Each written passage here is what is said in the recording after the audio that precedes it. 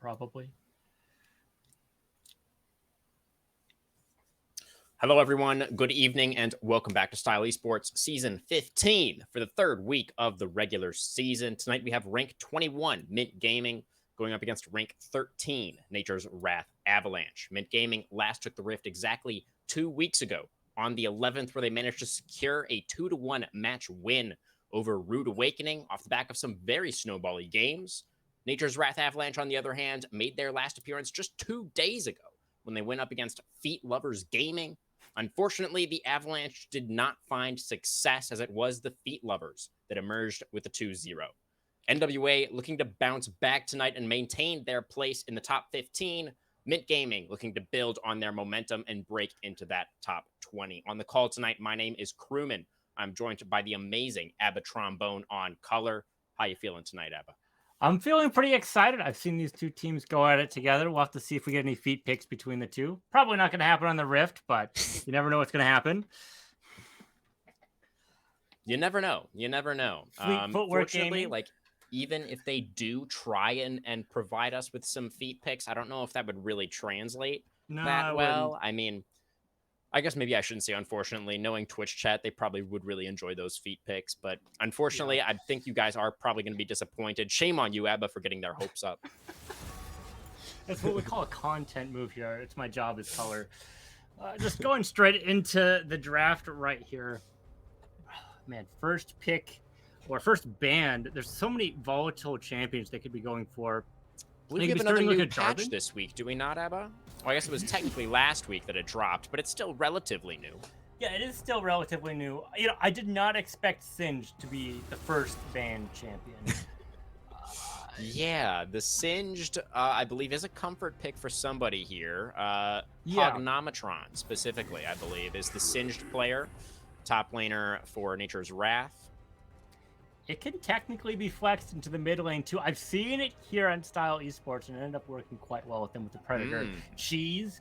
I don't expect that to be what's going to be going on for this setup, but, you know, Singe can change how games, you know, operate with the proxying of waves, and just being able to run around and glue people down can be quite nice. So if they are as good as the other team is saying, it makes sense. Really and Soul, Victor have also been pretty big staples for teams as they both scale and give you pretty good zone control. Yeah, a couple of mid lane scaling options exchanged here and across those second bands. Teams really taking their time. You know, as I did mention in the Twitch chat, draft pool is bugged right now, but fortunately our teams both were feeling confident enough in the owned champion situation for all of their players where they were able to make this client draft happen. So this is live. You know, the teams have not done any kind of drafting before this. So that's maybe why the actual client draft is taking a little bit longer than it usually does. But regardless, we are ultimately, I think, saving a little bit of time because we do get to skip that third-party site. Rakan on the B1, Abba. What do we think about that B1 pick? Support as a first pick has always been pretty interesting to me. We've seen a lot of success with champions like Thresh, who offer a little bit of engage, disengage versatility. And you get some of that at Rakan as well. You don't have the Lantern, but you still have some shielding and healing, some disengage. The charms can be quite potent. Although it looks like he's going to be fighting his wife on the other side, or his lover. So lover's quarrel into the bot lane will be very exciting. Going to make things a little bit more difficult with that Feather Storm. Can make things a little bit dangerous for him if he's not able to charm her out of her rage. Indeed. Feathers fly, absolutely, down there in that bottom side. And I do think that the Xayah takeaway is probably a good call from Nature's Wrath Avalanche, not wanting to give over the duo. I think makes a lot of sense, and it's going to be the Karma, most likely, that is paired up alongside that Xayah in the bottom lane for NWA. What do you think about that lane as a duo? I absolutely love this lane. Karma is very strong early because of the mantra. You get your ultimate unlocked earlier, and you're able to poke out and engage, making things very difficult for them as well. And Xayah's laning phase isn't particularly strong, as she has a smaller range, which is why you're seeing Caitlyn on the other side who can harass her. But this Karma is going to be able to mitigate some of that with some extra harassment with her skill shots on her own, which really helps Xayah out. And don't forget, she has a root of her own, which can help her layer that CC that she might need, or just get away if she needs to. Yeah, certainly. There is a surprising amount of CC actually between those two characters. You know, generally speaking, melee characters tend to have more CC than ranged ones, just for game balance reasons. But this duo, you know, as you were saying, Abba, actually a surprising amount of lockdown. But the Caitlyn, the response. Holy crap. True. Yeah, talk about CC. Yeah, so Caitlyn Rakan versus Xayah Karma. You know, Caitlyn obviously a lane bully, as we all know. And with Rakan by her side, I do feel like she probably still gets priority in that bot lane, but it can be difficult against the Karma, so maybe not. Who gets the push here? It depends on how Karma's mana situation, how much she's trying to harass the enemy here. Karma's shielding is going to make that a little bit harder as well. But Caitlyn should be able to just harass stuff. She's going to have a lot of priority. Her trap timing is going to be very tight as Rakan's knockup isn't very long, and it takes some time to upgrade those or arm the traps. So if they're not going to be like right on it, some of this harassment won't be quite as there. I still expect Caitlyn to have a little bit of a push edge, specifically because Rakan's support item isn't going to be the, if I bully the enemy laners, I'm going to get some extra gold. It's going to be, if I take the CS, I get some extra gold. Yeah, definitely. Makes sense. So moving through the second phase of bans now, it's going to be the Kassadin and the Trundle, so mid lane option and option denied by Nature's Wrath. And over here on the other side, the Hecarim and the Sylas. So between the mid and jungle bans, makes sense. But, well, actually, the Hecarim ban with Sejuani already locked in is a little bit puzzling for me, Abba. Yeah, you can put Hecarim in other lanes, but it's pretty much always jungle. Yeah, I mean, I don't think I've ever seen Hecarim solo lane in my life. You could do like Hecarim top. It's very, very off-brand, but you can also put Sejuani in there, so they might have been expecting Sejuani possibly going to the top, say, as a flex or in the jungle. True. So this is why you're seeing the Sejuani Olaf pick. So I think it's a smart enough ban.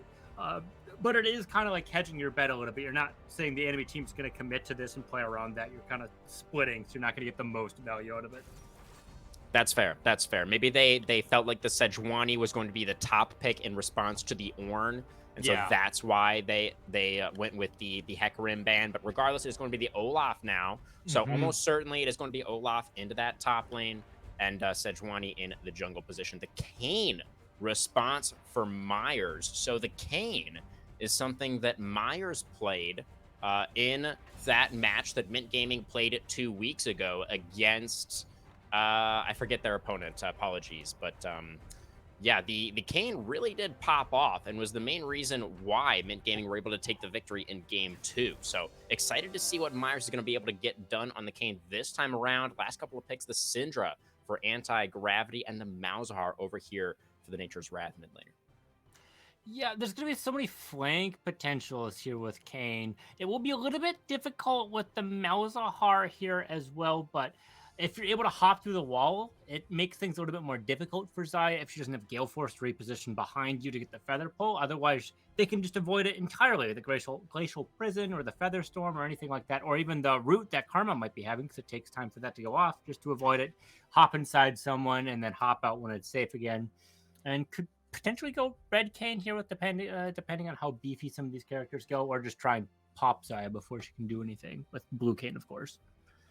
Yeah, it's interesting. This is definitely, it seems to me like a little bit of an awkward Kayn angle. You know, I have played some Kayn in the past, and honestly, the drafts where it feels the worst to play Kayn are the ones where you're not sure if you should go blue or red. Like if it's obvious, go ahead.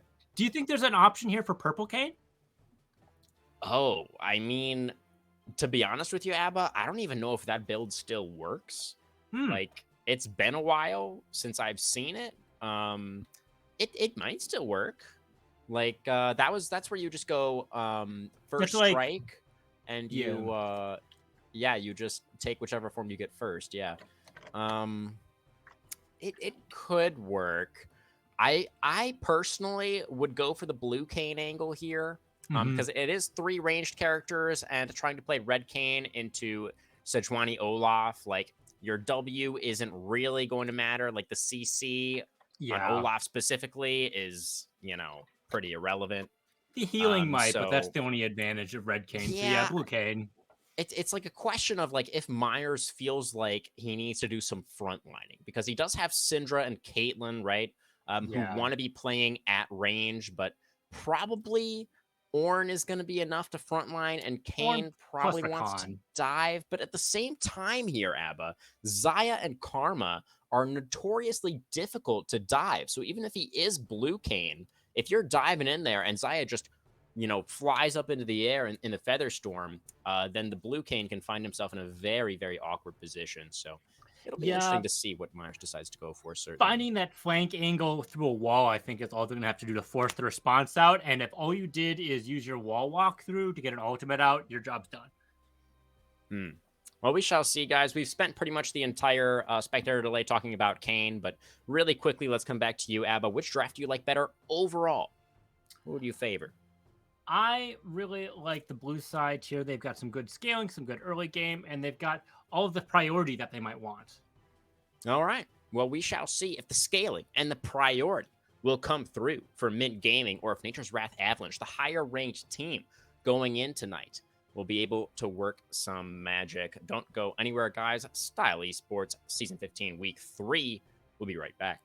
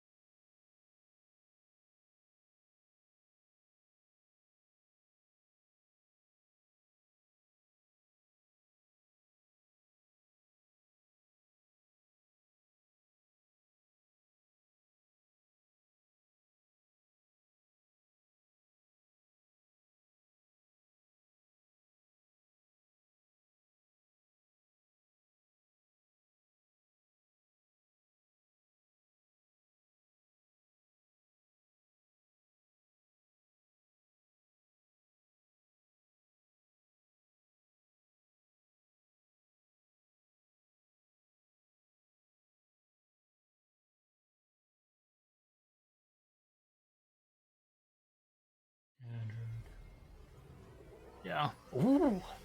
Myers is going red. Okay. All right, everybody. Welcome to Summoner's Rift for Game 1. Mint Gaming on the blue side. Nature's Wrath Avalanche on the red side. Abba Trombone. Any runes or summoner spells that we need to point out before we really get into it here? Luckified going for a little bit more of an aggressive side. No flash here. Teleport, Ignite. Pretty interesting. They're both going to be stacking these grasps to try and be super beefy. And we don't see a Moth Stomper here out of Myers, so they are going for a blue cane, it looks like, to try and blow some of these people up, especially with the Dark Harvest. That's also a pretty good giveaway. Yeah, it's pretty much a dead giveaway there for Myers. Going to be going blue cane for sure. And did also, I believe, go blue cane in that that game that I mentioned previously a couple of weeks ago. I'm not 100% sure on that, but he was like 19 and 2 or something, and it's pretty hard to do that on red canes. So that's going to be a flash out of Xenodrix very, very early. That could be very important. Yeah, and such a vulnerable laner, that's not going to be feeling particularly great for them. As Inigo Montoya still has their flash, they could try and go in for a cheeky engage there as well. I think it's a nice level 2 power spike, which is pretty likely. Yeah, definitely the case. Though. Yeah, that's a lot of damage onto the Caitlyn as well. So, I mean, still has both the summoners, obviously, but 101 gold. What was that? Support? 101 gold already off of Spell Thieves. Not even Avanel. 3 minutes in, yeah. That is pretty nasty, to be honest. But, just karma things, I guess. Yeah, just karma. She's really, really good at proccing that Spell Thieves early on. Just, an incredibly strong champion at level 1 just in general, of course. It's the reason why people pick karma, generally speaking. Ooh. Not going to find that mantra, though. Or the Q, excuse me. Oh, what's the name of karma Q again? Mantra is the ultimate. The Q is the inner flame. The inner flame, yeah. They did get the level 2 power spike a little bit before them, though. Partially because Bingo's been taking so much damage. It's been a little bit more dangerous for them to walk up, as it's it's melee versus ranged in the support matchup. Yeah. Well, Rakan isn't really that melee. I mean, he's kind of melee, but like... He's like hybrid-ish. Yeah, I mean, if we're being technical, Kayn would get blue orbs from Rakan. But still, he's very short range. So your point is well taken there, Abba. As the top laner is trading pretty aggressively. That's the Frostbite going to come down onto the Maven. But Ornn trading back pretty comfortably. It is the Ignite on the Sejuani, as I think maybe you did already mention there, Abba. But Luckified, clearly an aggressive choice for the lane here. And the Sejuani doesn't really seem to be finding many opportunities to use it yet. Luckified getting very, very low. And no flash, of course. The flash forward for Bots Maven secures the first blood on the Ornn for Mint Gaming. Kayn making his way into that top side as well. But Myers not in time to get the assist. Yeah, very well played by them getting that engage in there. And Luckified's mana was so low here. With the wave crashing, it's going to force them to use their teleport. So a TP advantage is going to be onto the blue side here in the top lane, which will be quite nice for them. And I can't say they're at a flash disadvantage using it because Luckified doesn't even have one right now. Yeah. I mean, that's kind of the risk you run of not taking the flash, right? And Luckified really feeling it there, no doubt. Yeah, mid lane, good chance for a gank coming up here. Here comes Olaf, yeah, Sprayton, or Sprotten? Is Sprayton or Sprotten? Oh, here comes Myers. We'll get back to that later, as that's going to be the Blade's Reach onto Pognometron. Just a little bit of damage. Kayn just looking for the orbs for now. Not going to be one-shotting anybody just yet. Both these mid laners are really low on mana, trying to get to their lost chapters so they can clear these waves a little bit more and get the mana that they need as well. Pognometron, of course, had to take that Riley's Crystal Scepter super early on. But hold that thought. There looks like there's some shenanigans happening over by the Raptors pit right now with Olaf sitting over there, Spratton. Yeah, I mean, Spratton on this. Is it Spratton? Are we going with Spratton? I think we'll go with Spratton. Okay. Yeah, all right. It could also be Spraytan. There would probably be a Y if it was Spray. Yeah. Anyways, Spratton, obviously much stronger in the early game on this Olaf. So wanting to try and keep the Kayn down as much as possible. But it's not really working out, Abba. As we can see on the farm numbers, Kayn is actually already ahead by one camp. That one camp, although the boots are unlocked on Spratton as well, so they must have gotten an earlier back off, as that's 300 gold. So that could be part of the reason why that's the case. But with the way it's being cleared there, Myers is going to get a nice back here and get some nice gold. They're sitting at 1,300 roughly. They're 20 short of that. So that's a serrated Dirk. Pretty good buy. Yeah.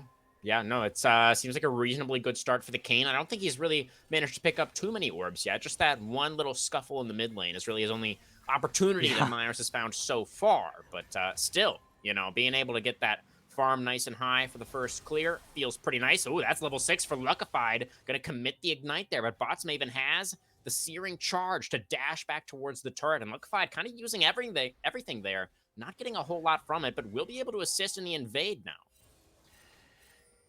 Yeah, Glacial Prison is down here. We'll have to see if Myers is going to be able to sneak it out. Well, this is very cheeky from Myers. That was aggressive, but Warren also has the level 6 now. Luckified going to Arctically assault over the wall to get away from that Forge God, but now the Sejuani's in a very awkward position. Here comes the Malzahar, though, has the ultimate, does Pognometron. He wants to go for that. Nethergrass going to commit it on to Syndra now, but that Syndra is full HP, and the top jungle of Nature's Wrath absolutely was not. It's going to be the cleanup for Botsmaven as the Orin picks up another one as it does anti-gravity. Such tight quarters is so good for Orin players and Syndra players as it, well, there's the wall for the terrain for your knock-up, right? Your CC and your top lane. But the mid lane, it's so much easier to land your abilities when people are clumped up and there's so much less room to dodge all of these abilities. The anti-gravity is able to get stuff Montoya knocking off the spell shield there. There's the scatter, and Pognometron didn't stand a chance. Inigo Montoya with a very nice roam into mid. Yeah. Just kind of trying to one-up the other side here, saying this is how you commit a roam, and they already get a kill. 2 kills here, so that's 5 Darkseal stacks onto anti-gravity, which is a huge deal onto them. Yeah, we're 7 minutes into this game here. You know, Dragon's on the table right now. It's a very important one. Hex Tech. Yeah, it's looking pretty spicy, those Darkseal stacks, no doubt. And, you know, obviously we have the Kane scaling up here as well, so feels definitely like Mint Gaming are off to a very minty start here, a minty clean start, if you will. Yes, exactly. That's what I was going for. As Avalanche is going to go for a tether, but the 90 caliber net is going to get Bingo out of dodge. Yeah, it's a long cooldown sitting at like around 13 seconds, so very important. And it's a combo piece for anything she might want to do, so that being down is a big deal. But they're going to have to try and figure out if they're going to be able to get priority into the bot side here, or if they're going to get some into the mid lane, as these are very important for this upcoming dragon. Everyone wants attack speed and cooldown reduction, and of course the global gold doesn't hurt either. So getting these priorities for the vision is going to be very important in these next few minutes. Absolutely, yeah. Nobody making any moves towards these early neutrals just yet, but as we can clearly see, both sides really desiring this Hextech Dragon, you know, trying to secure vision control down here. Pognometron is going to get engaged on by Kane. Oh, and that's a nice scatter from anti-gravity over the wall. This Malzahar is absolutely dead. Both ultimates also committed there, though. Spratton has the Ragnarok. He's CC immune, but does he have the damage? He's going to get 1. Is he going to get 2? The Olaf with the auto attacks, and the axe is enough as Spratton picks up the double.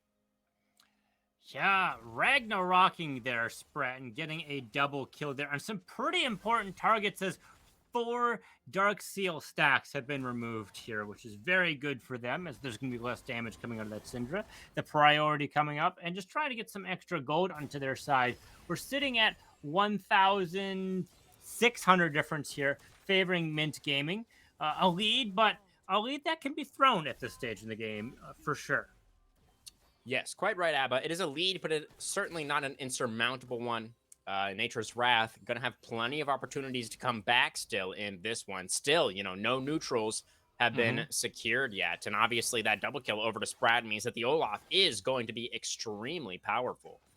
Yeah, the thing with Spratton here, Olaf just falls off. He's strong until he's not.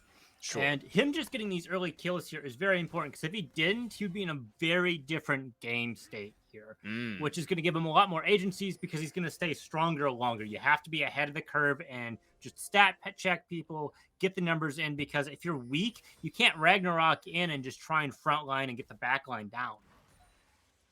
Yeah, definitely the case. But with the powerful Olaf, you know, that's going to be a lot of threat onto a couple of very immobile carries, right? In the Syndra and the Caitlyn, they don't have very many ways to get the Olaf off of them if he is immune to CC. We got to fight in the top side. Called the Forge God. Oh, the stun from Luckfight. The Frostbite denies the reactivation of the ultimate from Botsmaven. And both top laners just going to walk away, but Botsmaven is down in ultimate. Oh, yeah. Trying to get some vision here. Zombie Ward being a very good rune here. Not a lot of space, though. Dragonman started out. Scatter on Pognometron. The Nether Grasp is interrupted by the grand entrance from Inigo Montoyas. And that's going to be another kill now going over to Mint Gaming. 6-2 now on the scoreboard. Dragon has reset. And it seems like Nature's Wrath still want this despite losing their mid laner.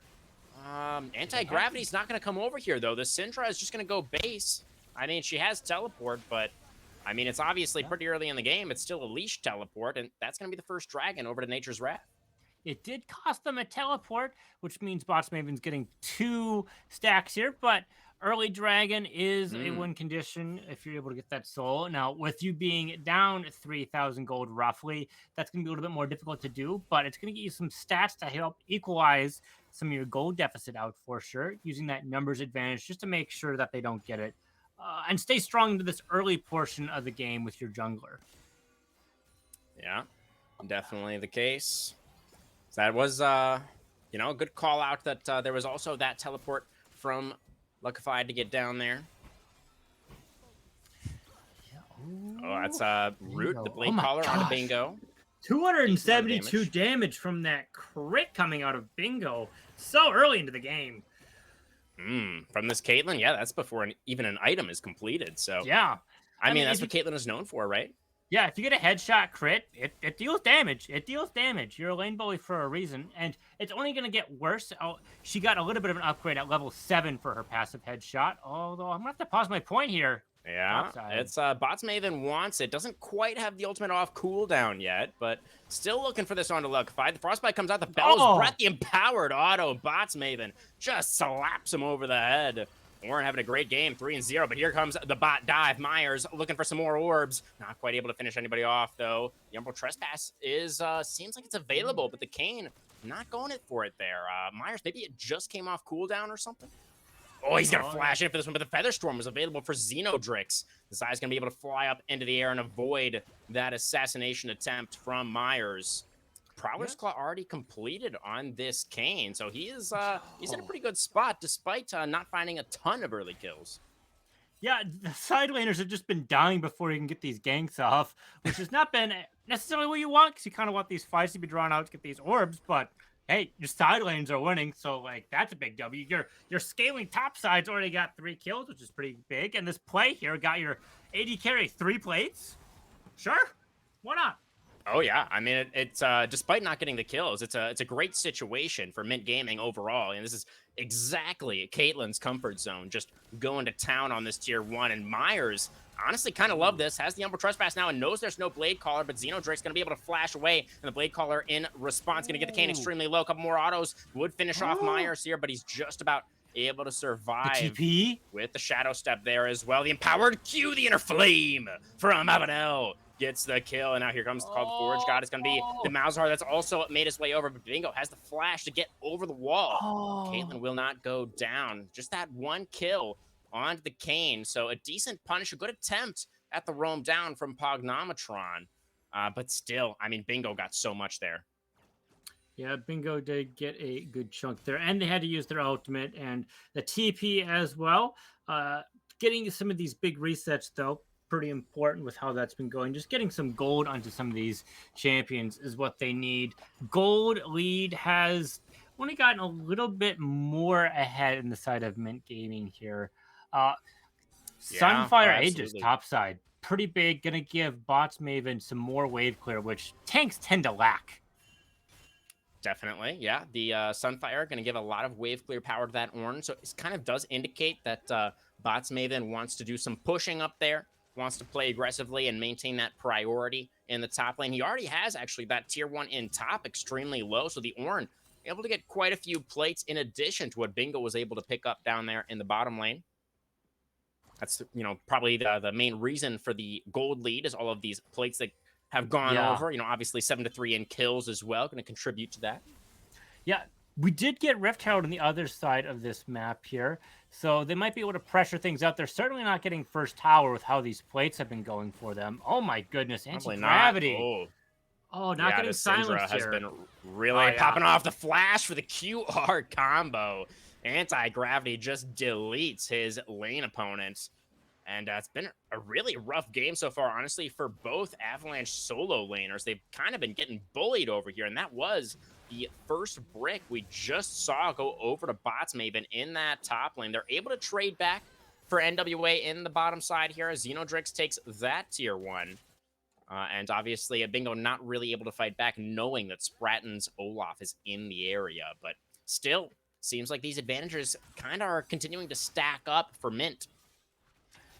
That certainly seems to be the case here, and with the wave being pushed into the bot side and getting the recall here, Dragon, pretty important, but Xeno backing here to get the Kraken Slayer to get through some of these beefier targets means they're not going to be there, giving the vision advantage over to MYNT Gaming.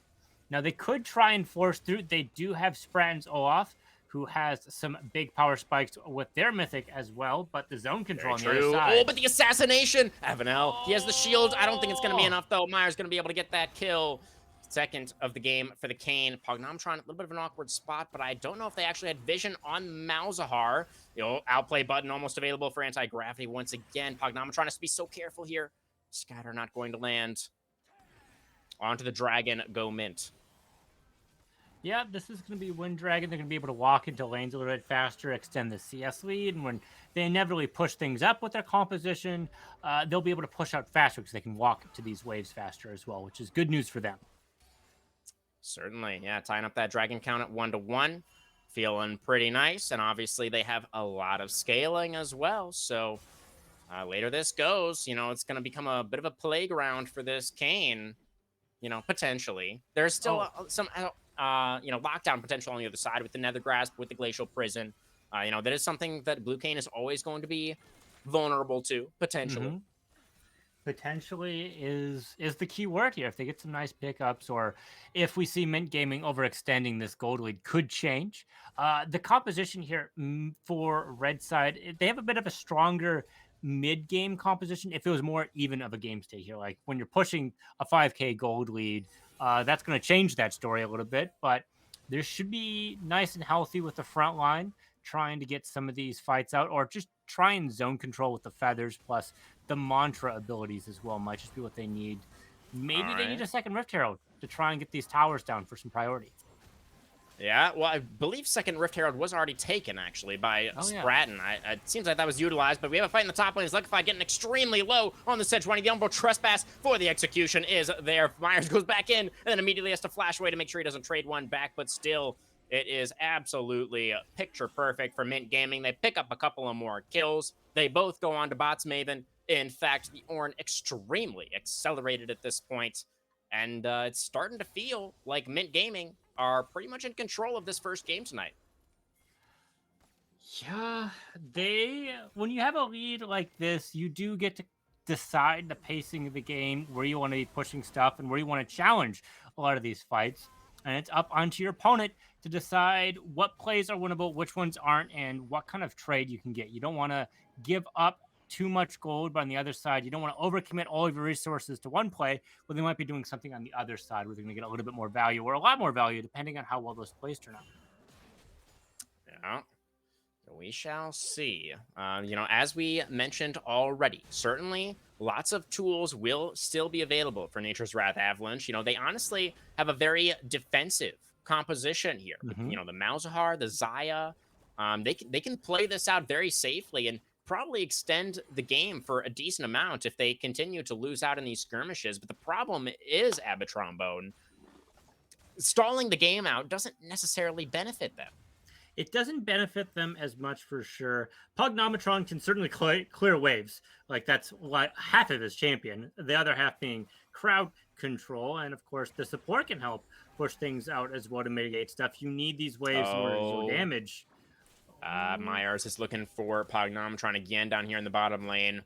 Wave is going to get pushed in by anti-gravity. The Malzahar was suspicious. He moved over into the Tri-Brush there to scout out to see if there was a Kane. So Myers is going to back away, and Sprat now is also here Oh, to defend. flash! Pognomtron now flashing forward, wanted to get off the nether grass, but didn't quite have the range, and anti-gravity is just going to be able to walk away. That's flash on the Malzahar for nothing. They reveal Spratton's position as well. That means Bots Maven is going to go in on this top side. Tank v tank, be damned. Bots Maven does not care. He wants these solo kills. Going to get the empowered Brittle Auto onto Luckified. The Sejuani, of course. No flash makes it hard to run, and no turret either. The very extended lane. Myers is going to get the Nethergrass spawn. Oh, the dot actually takes out the Kane before he can complete his trespass, but Nico Montoya is going to be able to finish off that kill. A 1-for-1 so far in the bottom lane. It's Anti-Gravity trying to run, but it's so hard to run from Olaf. And the scatter is good, but it's not good enough, as one more undertow from Spratton will take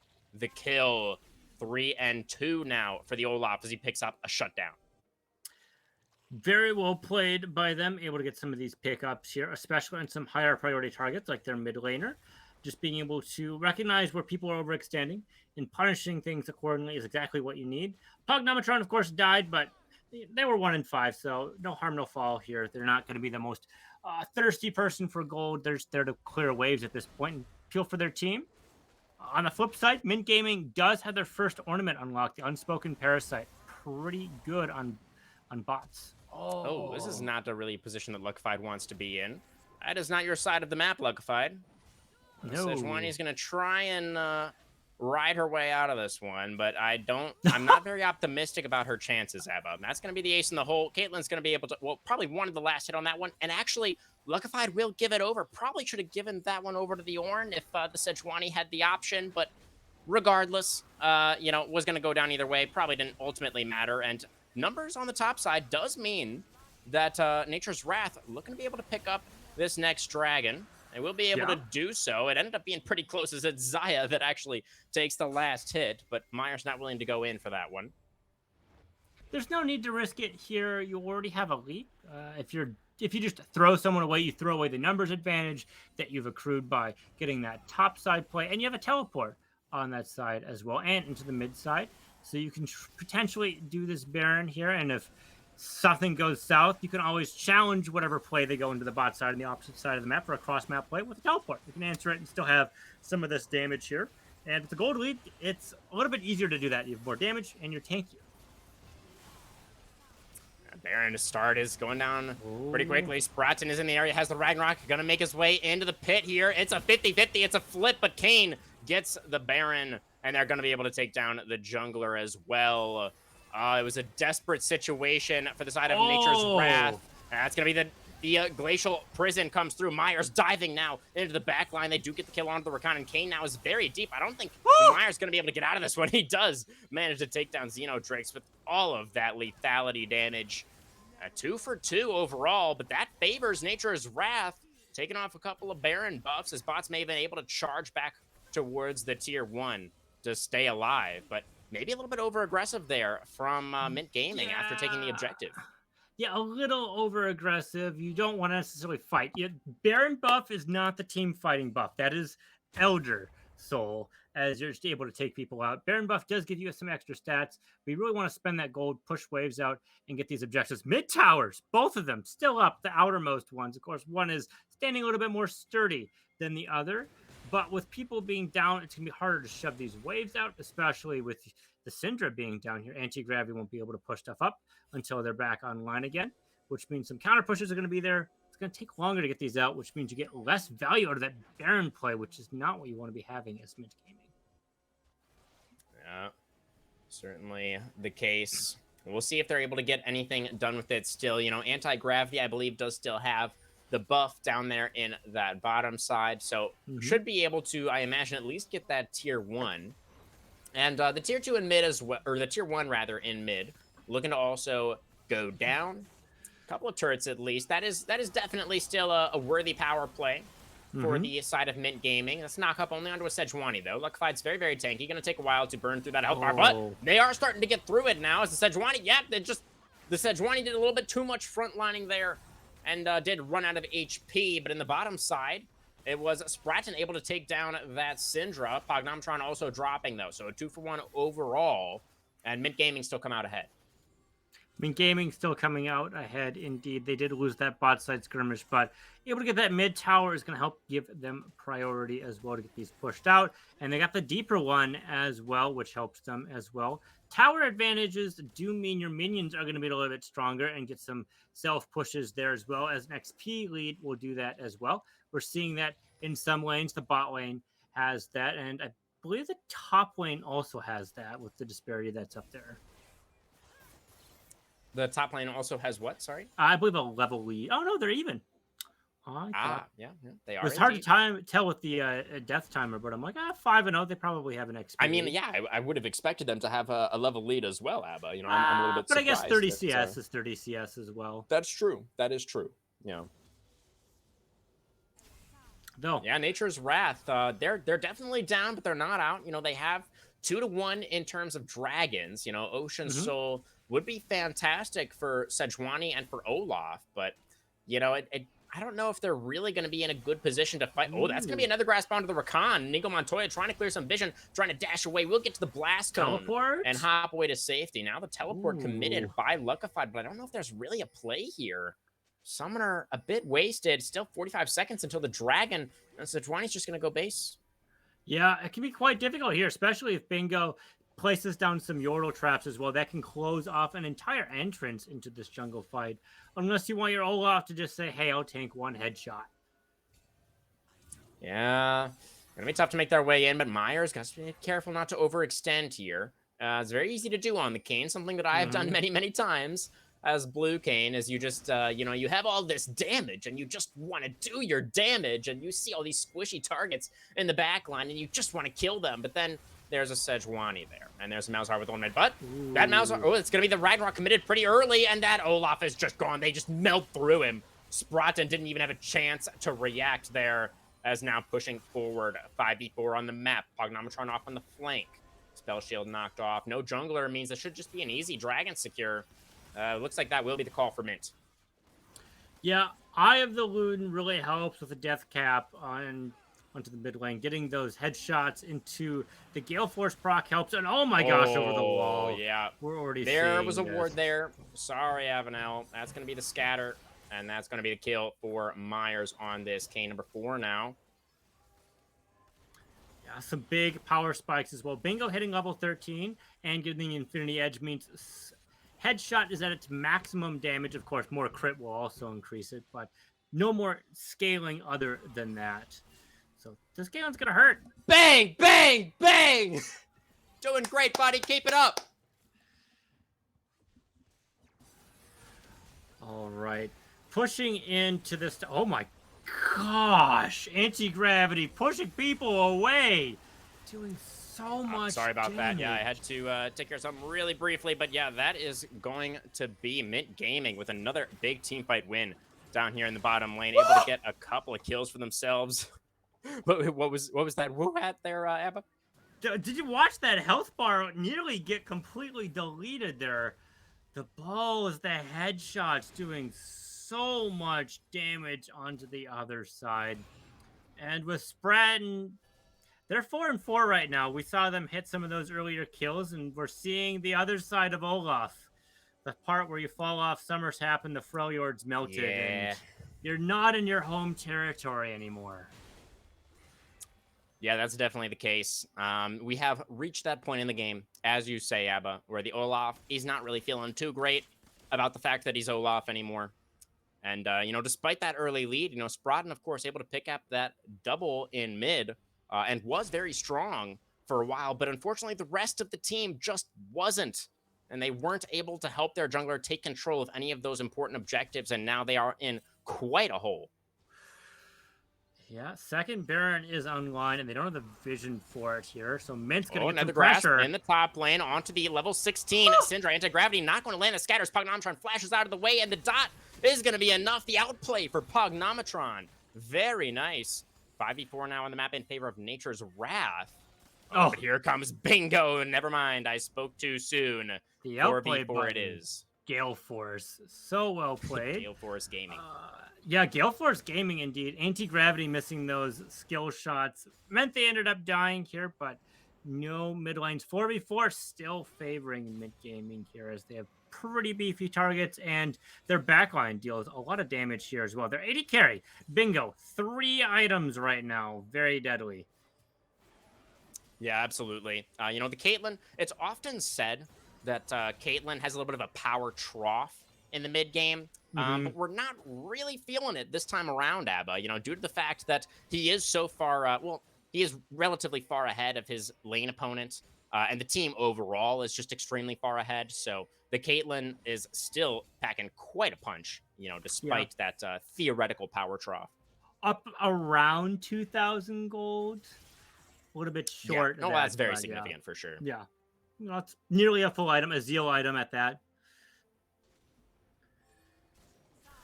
Yes, Baron has not been committed to just yet, though, by the side of Mint Gaming. Just kind of playing it cool for now. You know, I'm sure they're aware of their lead. It is 22-9 after all, but not wanting to over-aggress onto this objective. Obviously, a Baron throw is one of the few ways that Nature's Wrath could still come back in this one. That would be one way to do it. This is why we're seeing all this vision fight. Both supports trying to get vision. 104 versus 117. Oh, that's the Ragnarok forced out from Spratton by Inigo Montoya, going in with that grand entrance and had the team behind him. So Spratton will respect it, but that is an important cooldown, and that might be the signal that Mint Gaming were looking for to start up this Baron. Still a little bit hesitant, though. Do you think it's an angle that they should go for here? I mean, they're just trying to bait it right now. They're not actually starting it. They could just turn it. Yeah, but to turn, you have to actually start the objective first. Yeah, I think they should start it, because otherwise they're just going to lose mid lane. They're going to get choked. They are starting it now, and they're doing it pretty quickly as well here, Abba. It could be a 50-50 attempt for Spratton once again, but like I said, does not have the Ragnarok this time around. Called the Forge God comes out, the Nether Grasp onto the Kayn. They did go for the turn, but oh, Myers almost getting bursted out in there. Goes for the Elbow Trespass, getting some good damage down, but will be cut down at the start of this fight. Now Inigo Montoya is going to have to flash away, and it's the side of Nature's Wrath that are winning out in this exchange. Spratton on the front line is going to be the Xayah that picks up a shutdown onto the Ornn. Bingo, now Caliber Net to get back towards safety, and that will be it for the team fight. But it's Nature's Wrath that come out with the 2-0. Oh, it's Bingo. Guild Force does not quite enough for the Caitlyn. Ace in the hole. I don't think we'll finish the kill either. Oh, but the Dark Sphere might. The anti-gravity picks that one up, but I don't know if it's going to be enough to stop the Baron. There's some low health bars here, Abba. Syndra's moving over. Enough. So is the Caitlyn. Baron's been secured, though. That is done. Caitlyn extremely low HP, and Ragnarok has come off cooldown. Oh, but the Olaf cannot quite get onto his target. And a scatter lands for anti-gravity. Avanella in trouble now. The grand entrance for the knock-up. Karma, a little bit of move speed. Not enough move speed to get away from that one. Double kill for anti-gravity on the Syndra. Nailing those skill shots. Yeah, I thought things were going to turn a little bit better for Mint Gaming here. Bots Maven ended up just hitting the Baron for a little bit longer while their team was engaging. So they didn't have that as a front line, which meant anti-gravity and Bingo was a little bit more exposed than I would have expected here. That being said, they're still up 7,000 gold, not as far ahead as they once were, and they don't have the Baron buff, but they do have Soul Point, and we're able to get some crucial shutdowns. So Baron buff won't be on the other side on as many champions, which is mitigating that damage there. Yeah, definitely the case. We are going to have our dragon, you know, obviously just taken by the side of Mint Gaming. So they are now on Ocean Soul Point. And, you know, we mentioned already that it would be fantastic for Sejuani and for Olaf. Obviously, it would also be very, very nice for the Ornn. Bots Maven be extremely happy about picking up that buff, if possible. Yeah, extra mana, extra healing, always nice. Yeah, and honestly, some pretty hungry mana champions here just in general, and the Kayn and the Syndra, so that mana generation going to be pretty nice for everybody. But Inigo Montoya looking to get caught out here. That Rakan is in the middle of a lot of red health bars. He has the grand entrance. Oh my goodness, Rakan is a champion, Abba Trombone. He's got a lot of dashes, and he's going to be able to get all the way back towards his team and towards safety. Very, very slippery is that Rakan. Yeah, and that coupled with the mobility of Myers as well really helps. That obviously have to jump to something. So very well played. Never punished. Never punished. We shouldn't say never. Never say never, Abba. That is what I have learned across my time in League of Legends. Very interesting here is that that's a nice knock-up from Bots Maven. How's the rest of this fight going to look, though? The lockdown comes through the Nether Grass. They're burning through this Ornn's health bar, but he's not quite dead yet. He's got the Forge God. He's calling upon him. And he's going to get a knock up onto a few members. And now it is the side of Nature's Wrath looking to back away. And Anti-Gravity was up in the top lane for pretty much that whole time. Able to lock down that tier 2 turret for the side of MYNT Gaming. Yeah, interestingly enough, Bingo's the only one without an ornament right now. They ended up prioritizing Inigo Montoya here. Just being able to tank a little bit more would be the logic for that, as he's just been going in very deep trying to set plays up for his team, which have been pretty successful. So makes some sense there. And damage has already been dealt by Bingo. Big leads into the bot lane. Yeah, absolutely. And we shall see. 25-11 now. Gold lead sitting at about 8K. Yeah, and MYNT Gaming still definitely in control here. They have their level 16 Ornn, one more level, and he will be able to upgrade that Gale Force, give over that last mythic item. Bingo, you know, obviously still packing quite a punch, regardless of his current lack of ornaments. Yeah, LDR plus Infinity Edge really does help you do a lot of damage. Of course, the other side, Navori plus Lord Dominic's Regard also does a lot of damage here. Choke points important for both teams for feathers and skill shots. And trap placement. Waves are going to be pushed out here, trying to fight over this priority. They need these waves to crash in order to hit these towers. And if they can't find this angle and get a good push here in a rotation, things can be pretty dangerous for MYNT Gaming. Yeah, we are going to have our objective spawning right around the same time. The Ocean Soul for MYNT Gaming and the Baron as well. Beyond the Rift at about the same time, just a 20-second difference between those objectives. What do you think? I mean, obviously, for the side of Nature's Wrath, you know, you kind of have to contest the dragon. You don't want to give over Ocean Soul, but if you're MYNT Gaming here, how do you think you want to play this one? I mean, I'm more than willing to trade the enemy Nexus for their third Drake. Sure. If you pressure things up, keep pushing these lanes. Yeah, it's probably the move. Pushing these lanes. And if you feel like you're not able to get these lanes pushed, then you can rotate to a dragon, zone them off with your Yordle traps, or set up another play, death push, use your vision advantage because you got zombie wards, and take the enemy jungle camps. That's also an angle if you feel like you can't get this priority. Dragon up 45 seconds, back now or forever hold your peace because you need this gold spent now. There's no hex gates. Yeah. Oh, that's Myers dashing away.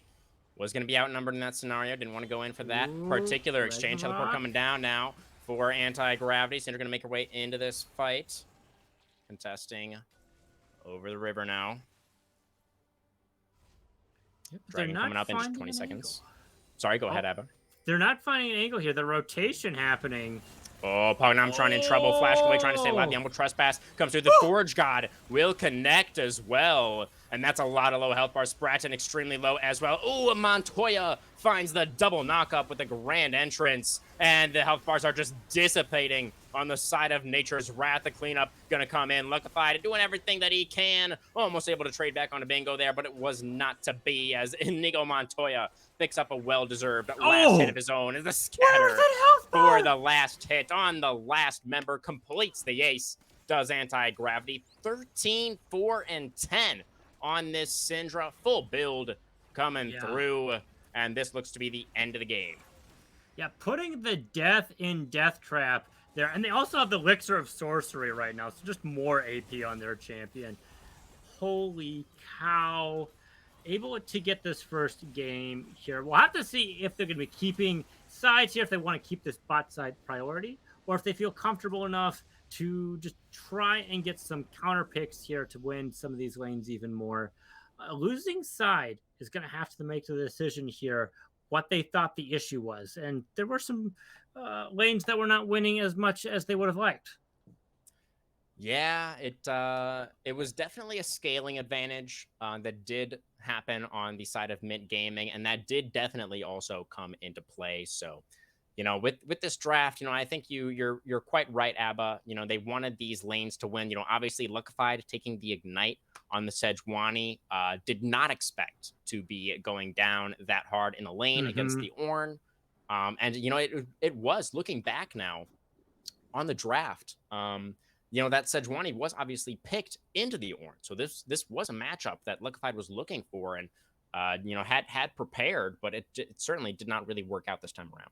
It didn't work out super well for them, and they picked Zaya, right? And then Caitlyn was open as well, which did not help them as much. There's an 11,000 damage difference between both of these AD carries. They both did do damage, don't get me wrong, but Anti-Gravity did 37,000. It's just so difficult for Xeno to get in when you have these artillery mages and a Caitlyn on the other side.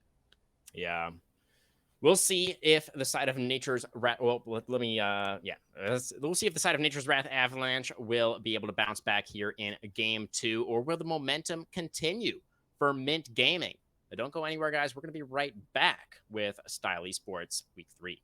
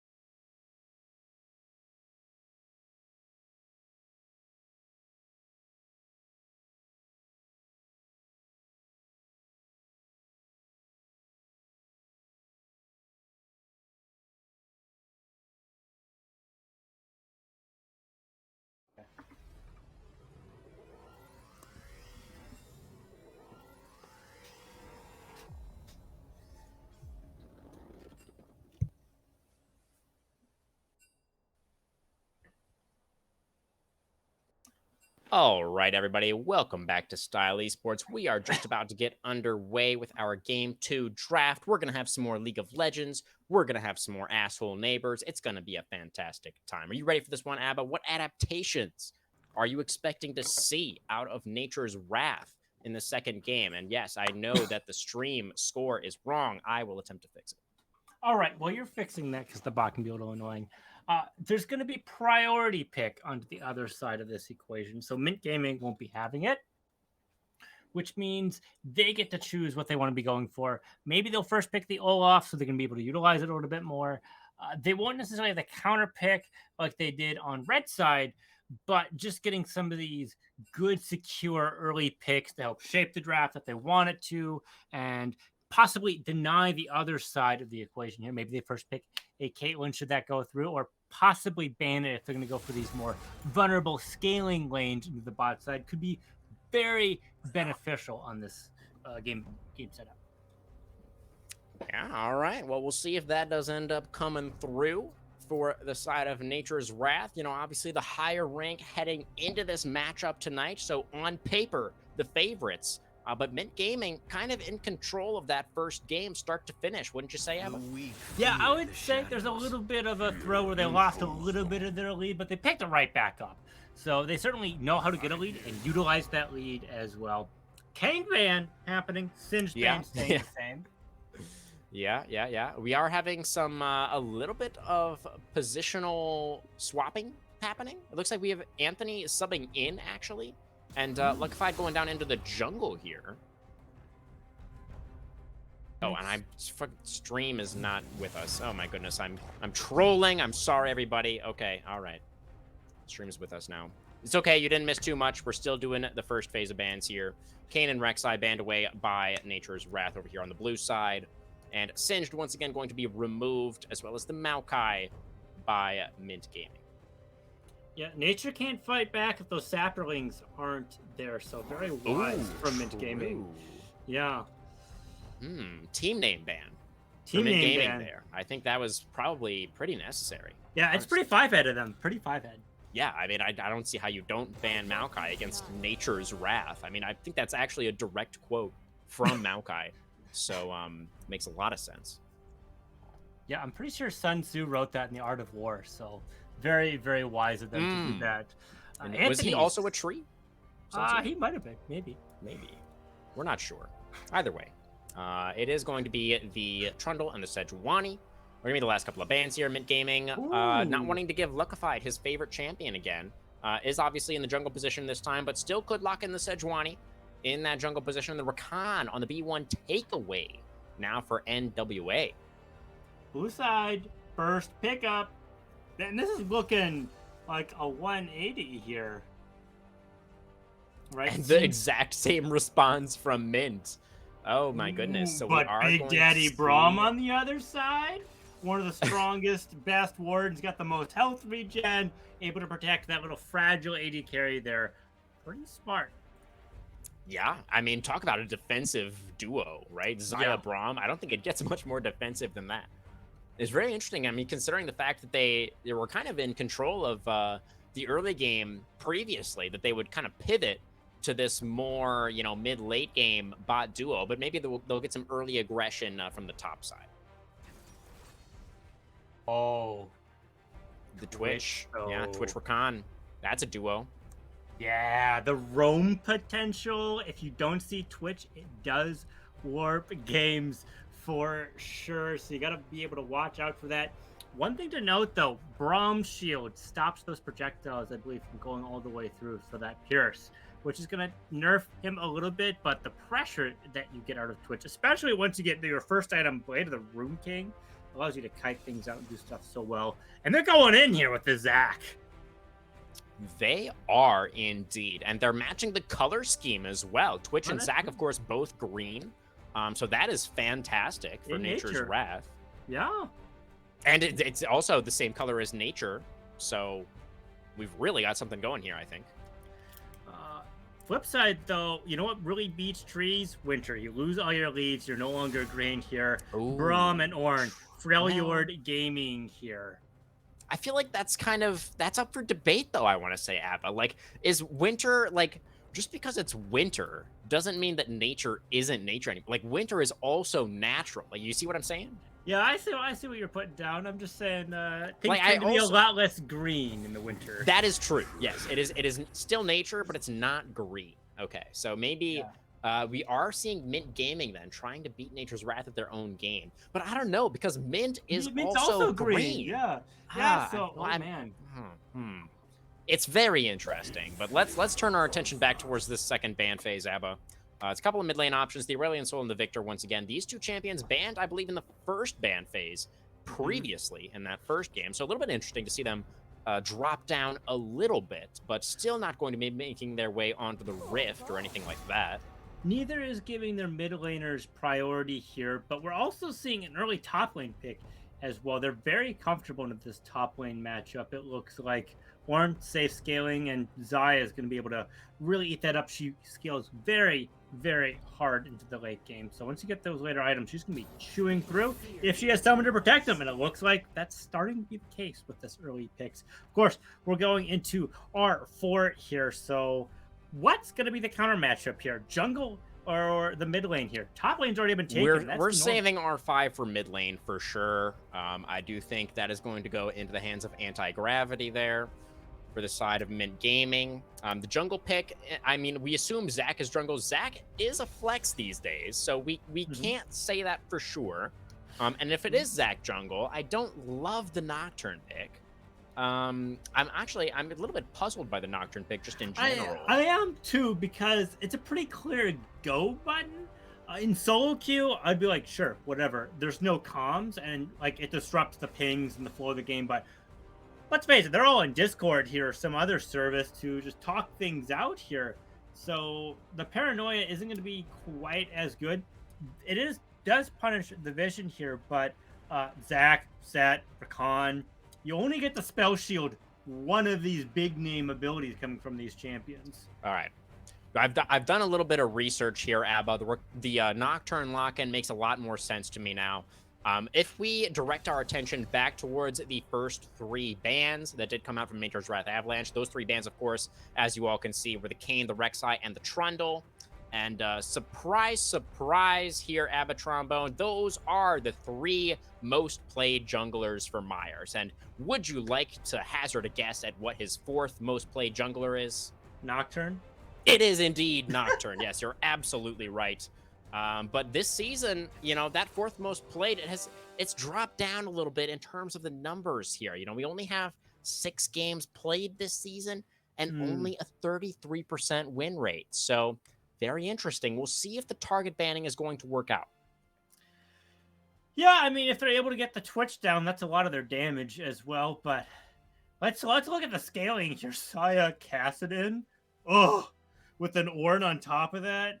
So much scaling coming out of Mint Gaming, but there's so much front line on the other side. A Bruiser in the top, the big tanky boy in the jungle, and Lilia is kind of like an AP off tank in my opinion. All of the mobility, and you have some HP kind of built in there as well. Wait. And Rakan is can be kind of beefy as well. Wait, Abba, it's Lilia mid. Yeah, Lilia mid. Okay, so like I know Lilia top is a thing. And like that makes some sense to me because like you have the long lane and like you have all of that move speed and like you have some wave clear also. So like sure, but like Lilia mid. So this gets back into that mobility point, right? If you're gonna pick this up, if you're super fast and mobile, there's 2 side lanes and you're in the shortest lane as well, so you can hop back and forth, potentially do some rotations. Once you hit level 6, much more difficult to do with Kassadin. They can blink, the mute, etc. It makes you get harder. But with a Twitch, Rakan, you can roam around, influence the map, try and get some good pickups, prevent some of the scaling. And in that sense, I think the Lilia pick makes way more sense. Stronger early to stop the Kassadin from, you know, getting too much gold, and then you can always roam with your mobility. You also have a Zach too, right? Okay. Hopping over I see walls where you're coming from. Speed. Yeah. All right. And and we can have some pretty pretty explosive engages here, theoretically. You know, there's a lot of mobility with the Rakan and the Zac, as you were just mentioning. And then, the Twitch invisibility, so Xenodrakes can sneak in for those big engages as well.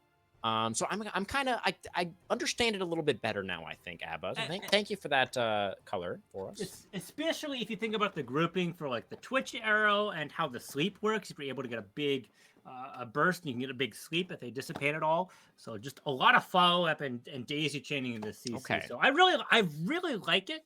And I really like off meta, particularly because it's harder to play against because you haven't played against it in a lot. So it makes it harder to adapt. And yeah, it's more entertaining to watch. Sure, sure. Well, is it going to be enough, Abba Trombone, to get Nature's Wrath a win and bring us to this game 3? I think it could bring us to a game 3. They do have to really make sure that scaling doesn't happen in the early game, though. If that doesn't happen, it's not looking as good for them. All right.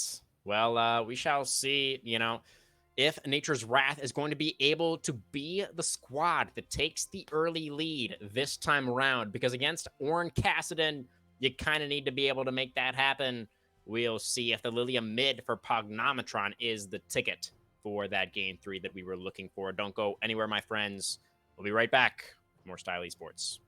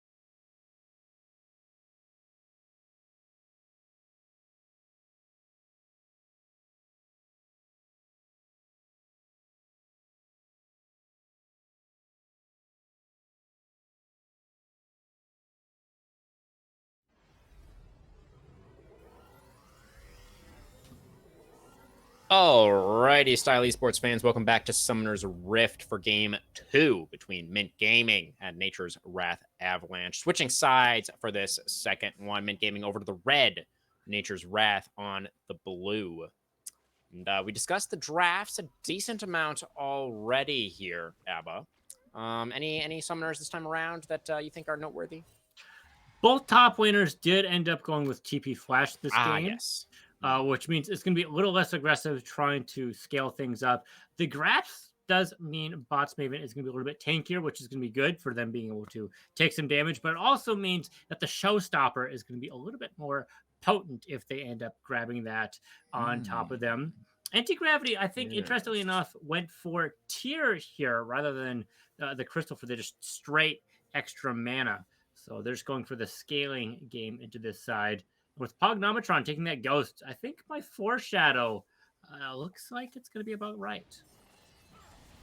Yeah. The roaming Lilia mid, I think, is certainly how Pognometron is going to want to play this one. And I think it makes a lot of sense, in addition to the reasons that you've already illustrated for us, but also in the context of that previous game where Anti-Gravity had such an edge in that laning phase, was very, very dominant. Obviously on the Kassadin this time around. So, not very likely that we're going to see that dominant laning phase repeated for Anti-Gravity in this scenario. But I think a pivot in playstyle for Pognometron was certainly warranted. Was certainly warranted for them, for sure. And they're going to be able to get that stronger laning phase, which is going to be pretty important for them. Xeno does have cleanse here in face of all this CC, which is also going to be very important to watch for. Big, important cooldown on them. Oh my top gosh, laners, Anthony. once again, we saw this all of the previous game as well, as Anthony and Bots Maven just kind of going at each other. But this time around, the set, Anthony, and actually it wasn't Anthony in that previous game, it was Lucified in that top lane, and I'm going to have to stop myself right there, because Avalanche has got a Fear Tether on him, and he's trying to flash away, and it's not going to work out. And that's going to be the first blood for Mint Gaming, and it goes into Myers' pockets. The carry jungler for Mint Gaming strikes again. 3 flashes for 1, but they did get the first blood there, able to punish the push-up here. Xeno was a little bit vulnerable there, thinking, hey, you can't shield a poison here, but they ended up getting caught out there, getting the support. Zach into the mid lane, potentially. I take it back. He's not going into the mid lane. He thought about it. Hovered around, saw if anything happened, and no one overextended. Still sitting here, does have a far jungle lead here, so they are able to do this.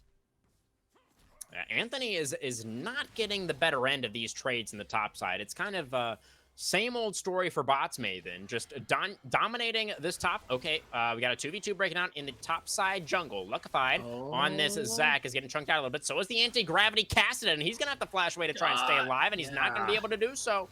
That's going to be the last hit as Pognometron picks it up. That's a kill for the mid laner. And Zach now into the passive, looking to respawn. Probably going to be able to do so. I don't think Myers and Bots Maven going to be able to have anything to say about this one. And that is Nature's Wrath, tying things up 1-1.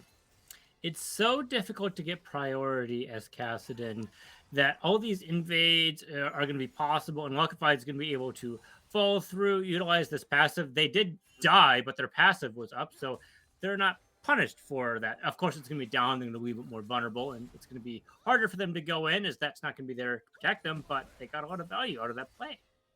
Up, double the farm in mid lane already, and there's a kill. Something that they really want on Pognometron in this setup. Yeah, absolutely. Lilia, with early gold, she can make good on that. She absolutely can. I've been playing a lot of Lilia myself recently, actually. Not in the mid lane position, but in the jungle.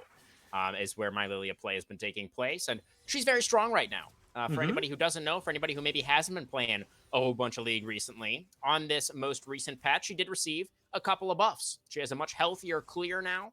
And she's really strong. And especially in the late game, she has some fantastic scaling. Once she gets some levels, there's actually a lot of power locked in the rank ups in her abilities. So once you actually get those abilities ranked up, she does a whole bunch of damage. And that is certainly going to be the idea for Pognometron here in this second game. 5 minutes on the clock. That means our first dragon is alive. And Myers looking for the top side. Gank. Anthony in trouble, flashing away from the knockup. Is it going to be enough, though? Already used the flash. Going to be tethered up by the fear. Has the haymaker still and the face breaker as well. So gets a decent trade back there. But the empowered onto the brittle auto. It's enough bots. Maven is the top king. Yeah, the brittle auto plus grasp does way more damage than you would expect.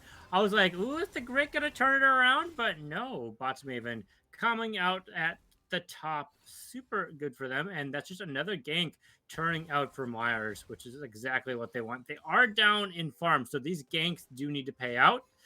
And we're going to need some vision here. Bot side, Bingo could get caught out. Oh, yeah. Okay.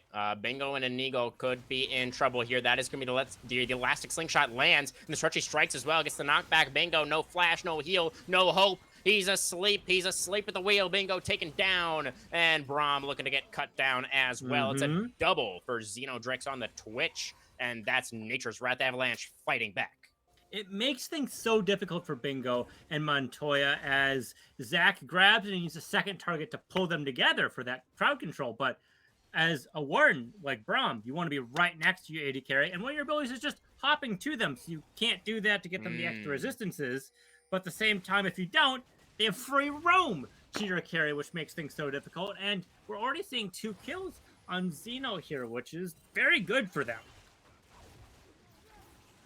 Now, yeah, it is very good indeed. You know, I do see somebody over there in Twitch chat asking to see individual golds. Unfortunately, I don't actually have a way to make the bot show that. But if you are curious about any comparison in particular, you know, do let us know. We might be able to give you some info there. Yep, 500 gold differences between junglers and AD carries, favoring the red side jungler and then favoring the blue side Xeno AD carriers. The big gold differences. Overall, of course, we are still very, very even in this game in terms of golds.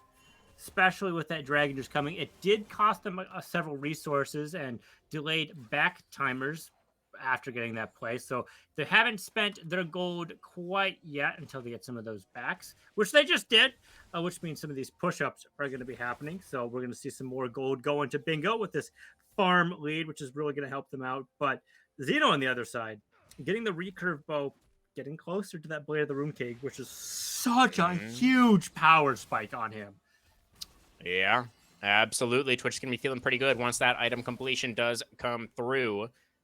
Pognometron has a small CS lead here in mid, up a little over a wave. Actually, you know, about 2 waves ahead is the Lilia. So the Lilia mid pick is looking pretty good so far, I gotta say. It's 15, so that's almost 3 waves. Fair enough. Yeah, my math sucks. Yeah. I hate math. So yeah, I'm with you. I'm pretty good at math, but the moment you put me on air, I'm like, wait, how do numbers work again? Well, doing math on stream is notoriously a bad idea, but I do think you're pretty much right on the money with this one, at least I'm going to give it to you anyway. I'm not going to do the math myself because, as I just mentioned, I do not enjoy it very much. But well, you know what they say. Let's give it to you.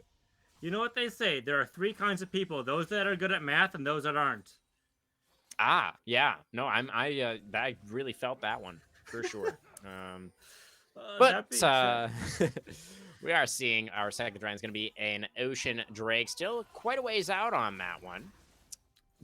Due to the even nature of this game state, you know, obviously it is 3-2 in terms of kills right now in favor of Nature's Wrath, but since it's relatively even overall, I'm still feeling pretty good about MYNT's scaling composition. And here comes Myers looking for the bot dive. The concussive blows will be good to secure the kill, but Braum does get traded back. Bingo picking up that turret aggro, but immediately drops it with the Feather Storm and is able to secure the double kill. Or no, he's not. It's only 1 kill for the Xayah. Here comes Luckify now on the Zac. The stretching strikes into the flash for the W, the unstable matter, to finish off the kill onto the marksman. So Luckify able to make it an honest 2 for 2 in the bot lane.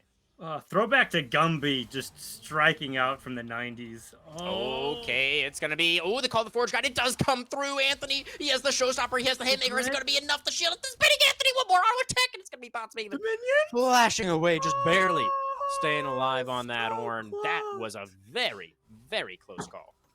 So close there. Of course, It's a bunch of plates being exchanged here. Anti-gravity getting 2 plates. They're still down, especially they're going to get rotated on. Yeah, anti-gravity. He has a rift walk. He gets over the wall. He's okay. The ankle is getting broken there. He's Kassadin. He's Kassadin. Flash ultimate. Like he's Kassadin. Win. Even, Rakan only has one great entrance, right? That's true. When Kassadin goes over the wall, you kind of have to guess where he's at. Abaddon guessed wrong. Unlucky. Happens. Yeah, it happens. Better to be lucky than good. That's true, but he was certainly not lucky in that case. We can, we can at least make the argument that he's good. Oh, he's good. He took the decision. It's like, hey, if you get caught by this, that's not good. It's not good. There's gonna be some pretty big follow up by Pog, and they already have their mythic, which is very important for them. And we don't have our tier fully stacked or built into an entire item as well. So, Power Trough down 20 CS into the mid lane. Yeah. No priority bot side. We're Kassadin Gaming, right? This is expected. This is all expected. Anti-gravity is not trying to be ahead in the laning phase. He picked Kassadin, and Botsmaven is not in a very fun position right now. He's getting engaged on by a Zac, who slingshot his way into this top lane, and now the Ornn doesn't have flash or ultimate, and he is running out of HP very, very rapidly. The smite for the slow is going to be enough. The slingshot back underneath the turret. Yes, it certainly is enough. I had a feeling that it might be. And Anthony picks up his first of the game.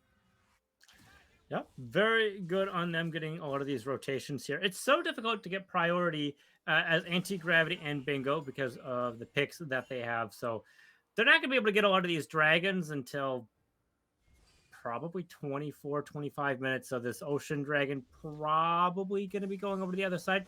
Looks like they're going to be fighting things out, though. Here comes Luckified once again. Looking to get some control for this dragon take, but the Scuttle Crab already been secured by MYNT. And the full rotation is coming through. They probably could give up this dragon if they wanted to, but they would like to tie up these neutrals if possible.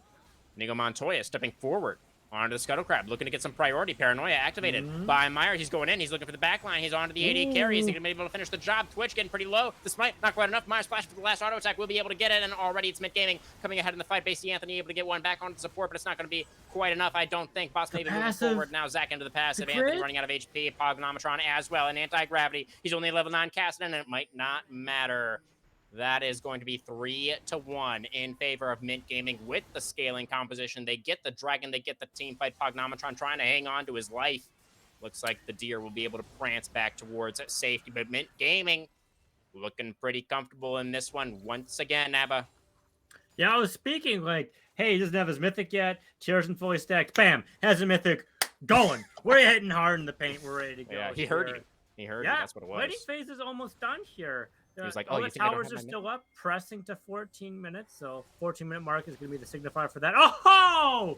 Trying to go for the cheek there, not denying the back. Wait, what did I miss? What was the aha at? He tried to RN to stop the back and try and go into Pog under tower. Cheeky. The slingshot into the mid lane. Gravity going to get pulled back by the stretchy strikes. But again, he's Kassadin. He's okay. Yep. Boop. I can also hop walls too. Look at me. Void gaming. Lots of wall hopping in this game. Not like an excessive amount, but like a healthy amount. As Anthony, that's 2 turret shots. And Botsmaven, you'll see what he's able to get done with this. The Ornn doesn't have a mythic yet, and the set does. So I don't know if Botsmaven is going to be finding another solo kill right here necessarily. No, it's going to be a little bit more difficult, especially with the hard steal. He's going to look for it. Happen. Of course he is. He's Botsmaven. No, he's just pushing the wave, actually. It's okay. Sorry to interrupt you there, Evan. Yeah, it's just going to be harder with these hard steal stacks once they start get going. He's going to be pretty beefy. Paranoia activated, looking for the Lilia in the mid lane. Ooh, the Dustbringer, I think, didn't quite connect there, but will it matter is the question. Myers taking up that turret beautifully, but now Luckified looking to get the return kill in the mid lane. The Let's Bounce is good for the exchange, a 1-for-1, and in fact, a shutdown for Luckified on that Zac. Not necessarily the ideal recipient of the shutdown money, but still good for Luckified to be able to trade back there. Anti-gravity now locked in a 1v1 with the Zac. Rift walking forward, wants it. Who is going to be able to win out here? The silence comes through. Kassadin still just level 10, doesn't have access to the second a bit level of the Rift Walk just yet. Oh my goodness, the brain fart there. But both sides will walk away. It's a 1-for-1. It's a 1-4-1 indeed. Anti-gravity is down 2 stacks, so 2-minute disadvantage on their mythic, but once we hit the 10-minute mark on both of those items, that's going to be a little bit mitigated for those stats. Tier is almost stacked as well. Both top laners trying to get a lot of this health as well. No ornaments unlocked. Though I do have to point out, Bots Maven is down 2 levels. Level 9 versus level 11 on Anthony, which is very important there. Level 11 is the second time you upgrade, or second point you can put into your ultimate, I should say. Indeed. And that should be coming through very, very shortly. You know, of course, stacking up that Rod of Ages as well. Still early days for the Roa. Not getting close to the completion on that just yet or anything like that, but still going in with Rift Walk, Lilting Lullaby available for Pognometron, but reluctant to commit it when the Kassadin is so healthy. And the Lilia is most certainly not Myers coming in with a Paranoia, looking for the kill under the turret, and will find it. The Lilia not standing a chance there, but the counterattack from Avalanche coming in with the quickness, locks up the Kassadin underneath the turret 1-for-1. It minutes both mid laners will drop, and Xenodrake's also here, looking to get a little bit more of the set. Also, a nice Glacial Fissure from Montoya, creating a little bit more space, flashing now to try and get underneath the turret. The Braum will not survive. Avalanche picks up another kill. Here comes Bots Maven as well, as both top laners have made their way down for this one. The tier 1 turret in mid going to drop. Nature's Wrath able to lock that one down. Now everyone's going to have to back away. So Nature's Wrath feels like they're coming out ahead in that play. Yeah, getting those rotations there. I spoke how deadly that is, how easily they can collapse together. They didn't get the first turret of this game. This goes over to the other side of MYNT Gaming, but mid tower is more important than the bot tower here as well for them. This game is a lot closer here. We're only sitting at 1,000 goal difference, indeed. 10-10. Of course, this mid game is going to be very crucial. They did end up getting some nice leads to the early game, but if they're not going to be able to push this mid game through, that would be very good news for MYNT Gaming. It would be. It certainly would be. And we'll see if they're going to be able to accomplish that. If they're going to be able to lock away that 2-0 tonight over a higher ranked opponent would be huge. Would be for huge. MYNT if they can accomplish such. Especially with 0 rifts. Okay, Paranoia once again in the mid lane. Concussive blows already proc. The last auto attack comes through. Will they be able to burst down the Lilia? The Blade Caller as well. Pognometron flashing away, trying to stay alive, and Bingo does not have the flash to follow, and now the quickness will lock up. Rakan charms his wife under the turret. He's so very good at it, and that is going to be the kill, going back over to Nature's Wrath now. Lilia's still alive, moving her way back into this play, and she is going to be able to get a kill back. It looks like they're going to give it over, but here comes Anti-Gravity. Gets one back onto the Lilia. Kassadin now in trouble, though. The Riftwalk just barely coming back up off cooldown. Anti-Gravity barely surviving there. Kassadin just about able to make it back into the base. It is still a 2-for-1 in favor of NWLA. Yeah, able to get those pickups, pretty important for them. Just baiting out Bingo there. Before last game, both AD carries didn't have a whole lot in the kill scheme, but that's not the case here.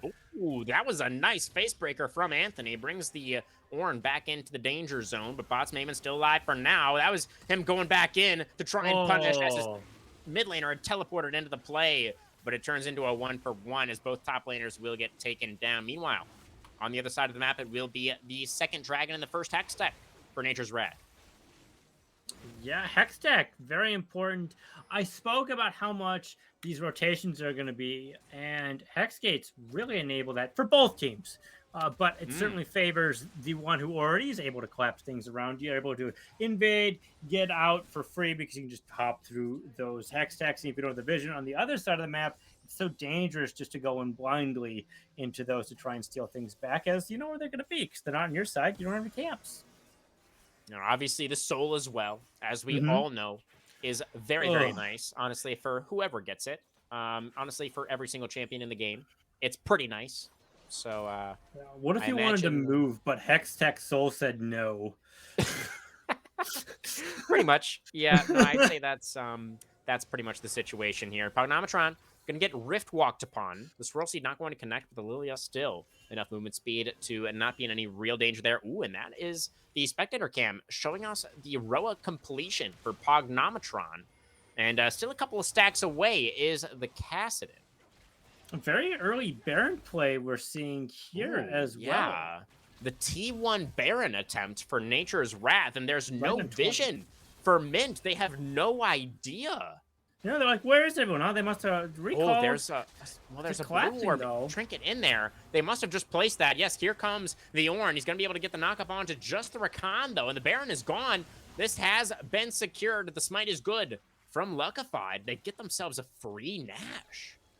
Yeah, and the other side, that MYNT wasn't able to really punish things out as much as they would have liked here. So good on them, able to get things. They have the damage, and this is going to help them extend the gold lead that they do have. It's going to be able to push things out and utilize some of the advantages that they have. Potentially hit some bigger power spikes with some of these items. Maybe get a mythic onto your AD carry or into your top laner. Get that Blade of the Rune King. Pretty nice there. Yeah. Well, my question for you, actually, Abba, is, obviously, as we kind of illustrated already, the scaling very much in favor of MYNT Gaming, given these compositions. So my question for you is, given the current game state and the gold lead being, as minimal as it is, was that Baron actually necessary for Nature's Wrath to actually still have a chance in this game? I think it was like one of those like high risk, high reward plays, right? That we're seeing on the other side. And it's paying off. I don't think either side needs it to win, but it would have extended or changed the dynamic of the game here, especially with top lane being down levels on MYNT Gaming, although fighting happening as normal. Got a fight breaking out on the bottom side. Paranoia comes down, looking to pick off the Lilia. She flashes away, stays alive for now. The counterattack on to Myers. Nocturne now getting chunked out a little bit. It's the side of Bingo. Gale forcing forward. Featherstorm expended as well. Luckified now trapped in the middle of all of these red health bars. Once again, the Zac going to get taken down. He's into the passive. Are they going to be able to save the Bloblets? It looks like the answer is no. Oh, the teleport onto the last little bloblet from the set. They keep the Zac alive for now, and then the counterattack, the showstopper, Anthony looking for the big play. They're going to be able to get a couple of kills back, in the Lilia still alive as well. The cleanup comes through from Nature's Wrath. They save their jungler in the nick of time, and they come out ahead in the fight with Baron as well. Yeah, that is such a big dynamic for them. We were talking like 1,000 gold difference here, but now it's closer to 3, pushing over to 4, because we're going to get some of these towers here as well. We already got 2 into the mid lane. We're going to get 2 into the bot lane here as well. We're pushing towards all these inhib towers, which makes things a little bit more difficult. Now, we're going to be hitting cannon waves a little bit more efficiently here, being we're past the 20-minute mark. So more gold is going to go into these champions to hit these power spikes. But if you can't farm, it's going to make things more difficult. Tower dives are online with how beefy a lot of these champions are. And we've seen them just challenge and rotate to all these fights. It'll be a little bit more difficult closer to the Nexus, but objectives are here for a reason. Dragon up 32 seconds right now, and it'll be their 3rd dragon. Yeah, Hextech Soul Point would be quite big for Nature's Wrath. They are comfortably, it feels like, in control now. They certainly have river control. And the side of MYNT Gaming very much now on the back foot. All this vision going to get cleared out by Nature's Wrath. And if you're MYNT Gaming, do you even contest for this one? I mean, it feels really bad to give over Hextech Soul Point, but how do you even get into this river? I mean, we can see where Myers is. It's so difficult, but look at where Myers is. They're just hovering their top laner, who has teleport, right? They could have gone for a play like this and paranoid in, but they're like, we can't win these fights. We can't get into a position to do this. We've tried forcing fights, and we thought I had an advantage. The rotation is just not there. And they don't know where Zeno is right now. They're completely blind to him on the map, and he's a big threat. Okay, in the top lane, the tier 2 will get taken out in exchange for that dragon going over. Now the Paranoia on the Lilia. Pognometron going to get taken down, shut down over to Myers. Nocturne 6-1. Myers having another banger game over here for MYNT Gaming. See if the Nocturne and the Caston are going to be able to turn things around. Yeah, I really liked the counterplay we saw here. We got mid tower, we got some of the spot tower as well. Yeah. Got the waves pushed out. Baron's up in a minute 30, so this is going to help things out as well. You have a tower advantage in the top side, so cross map plays always good when you're behind because it's not soul. They have to fight soul. You will die on them getting soul, or you will die fighting for it. Because it's just gonna be so hard to walk away with 2 Borks plus all the crowd control, the sleep, you just can't. You can't give it to them because the skill shots are just gonna be point and clicks almost at that point. I agree for sure. But there is still a little bit of time before that fight will have to occur.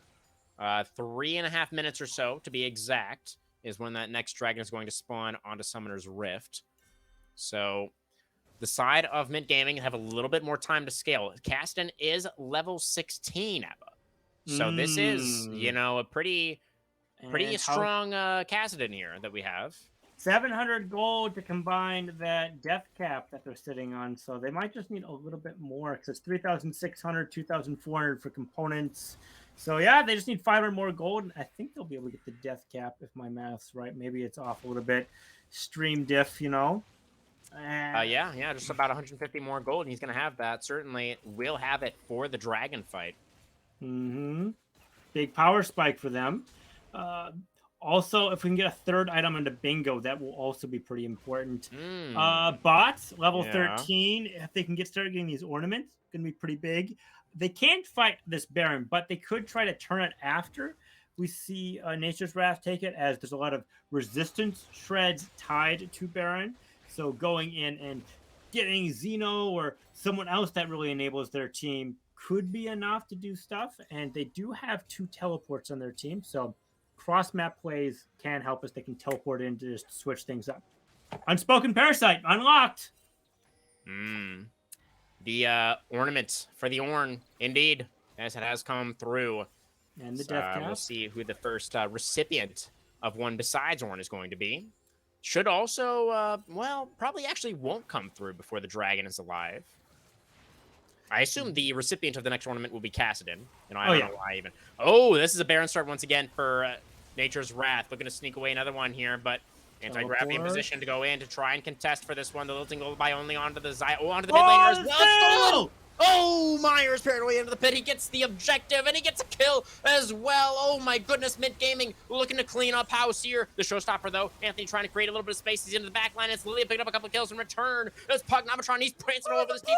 Oh, but the blades, the feathers, they get pulled back, and the Lilia will suffer the consequences. Now, Zach, the slingshot into the mid lane. The Rift walk away for anti-gravity. It's a 4 for 3.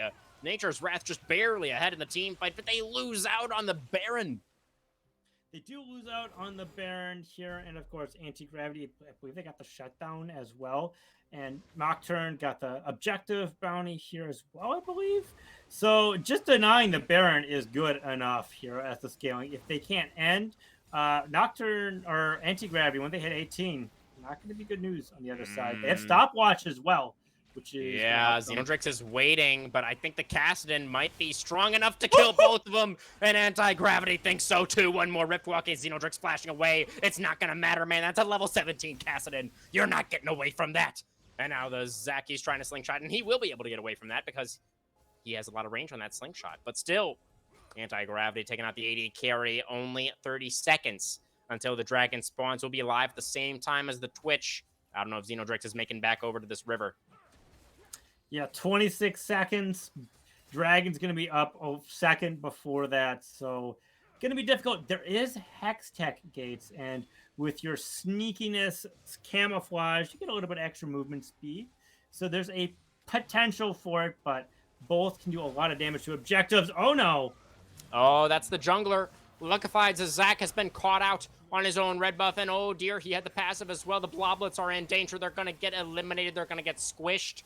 It's going to be Bingo that takes the last hit, and now it is once again a 5v4 on the map, and this time it's the jungler for Nature's Wrath that is unavailable to try and fight for this Baron. Oh, Pugnamatron, don't prance into that bush. Pugnamatron, no! Oh, the Lullaby. Is it going to be enough? He has put the Kassadin to sleep. Just run away, Pugnamatron. Run away. Prance away back towards safety, and he will be able to do so. Run away. But they lose out on the Dragon. That's the first Hex Tech now going over to Mint, and they have pulled ahead. In terms of the gold, Abba, Anthony now going to get stunned up by the concussive blows. Nothing else going to come of it. they have a 600 gold lead now on MYNT Gaming. They were down 3,000 gold. They've slowly clawed this up. And with the game not being closed from Nature's Wrath, that's not the best of news. They could still get some of these picks. I mean, they had a good run there. I mean, they were ahead for a minute, for a hot minute, in fact. They were in a pretty comfortable position. You know, they snuck away that 20-minute Baron. That was really nice. But unfortunately, it doesn't really seem like they were able to get quite enough with it. Xenodrix is very invisible right now, but that Caston is still very much a Caston. He's going to be able to Rift Walk away. They've gotten 0 objectives since that first Baron. It's 4 minutes for that to spawn, plus a couple of minutes from the dragon, so they didn't get anything. It's been 10 minutes, right? So it was like right on 20 minutes when they started that dragon. They got all those towers on the bot side, and I think one in the mid. And they just haven't got as much from it. Now, of course, they can always rotate to get stuff through and do a lot of these punishes. But like I was saying, when you're close to your Nexus, it can be harder to go through and pick people out. Yeah. It is getting much more difficult as the minutes tick by for Nature's Wrath. They're staring down the barrel of another 2-0 right now. You know, if we remember, they suffered a 2-0 only a couple of days ago, and I'm sure they don't want to suffer another one, but they are running out of opportunities here. Anti-Gravity is just going to one-shot this Lilia. The Lilia mid, it was looking good for a while, and you know, I think I do understand the idea, but when you're up against a level 18 Caston, there's really not much you can do at this point. Yeah, I really like their pickup. The issue was Caston still got to level 18. They didn't have a team that could close things out fast enough. Yeah, and the Lilia pick, I think it made sense in the context of, like, yeah, you can get the push against the Caston, you can get some roam timers off, that feels okay. Paranoia into the mid lane, Myers diving the turret. It's going to be a lot of health bars that are evaporating on the side of Nature's Wrath. Oh, dear, they didn't have their mid laner, they didn't have a prayer, Abba. It's going to be an evisceration, an annihilation, an assassination committed by MYNT Gaming. Looking to push into the base now. 5 seconds on the Pugnometron, but he's going to be the only one alive, Abba. And I don't think the little deer is going to be able to defend all by herself. No, she won't here. The hunter is looking out for the little deer. And with the way the stuff is being pushed out, another 16 seconds before Xeno is going to be online. And then their support as well. Getting these inhibs. They might not be able to end, but it's not going to be in a good scenario as Baron's up in 40 seconds. We're looking at a third Baron arriving at 33 minutes. That's insane. Indeed. If they go for it. Looks like it's Caston Gaming, ladies and gentlemen.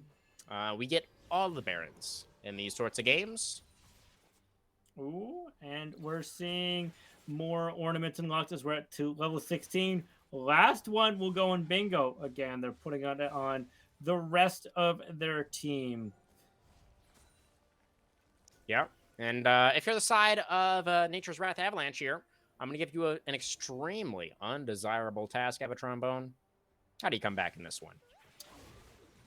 I think what you could do here is understand that Anthony is still going to be strong, and they have teleport. Doing a cross-map play here is going to be pretty important. Or picking out anti-gravity while they're doing these split pushes could just be the answer you need. A lot is enabled by their mid laner. And if that's down, that really changes the dynamics of these fights. If you can get one pick before Baron gets started or Dragon gets started, that could change the fight enough. All right. We'll see if they're able to find that pick. You know, they still do have some explosive engage with the Zac, with the Rakan. If they can find somebody out of position, that might be the ticket, but it seems like MYNT Gaming have not been putting a foot out of line in recent minutes. Caston, we can see off in the sideline, teleport available for anti-gravity, looking to pressure that last remaining inhibitor. The elastic slingshot onto the Xayah. That's the Bird Lady taking out at the start of the fight. Maybe that's the pick that we were looking for. The sleep comes down, and Botsnaven's also going to get eliminated here in the start of this one. And Caston has also committed the teleport. So anti-gravity's not even pressuring the side lane anymore. Nature's Wrath get 2 picks. Now they are going to have run of the map for at least 30 seconds. Are they going to be able to get anything, though? They have super minions on their Nexus turrets already. I think they're just going to have to defend. Oh, goodness. In and out. Oh, no. Oh, no! Oh no! 7 is not your lucky number, Hex Pog. Rift Diff. Oh goodness me. Yeah, and they already expended the ghost trying to chase after them, didn't find them, and just did the loop around.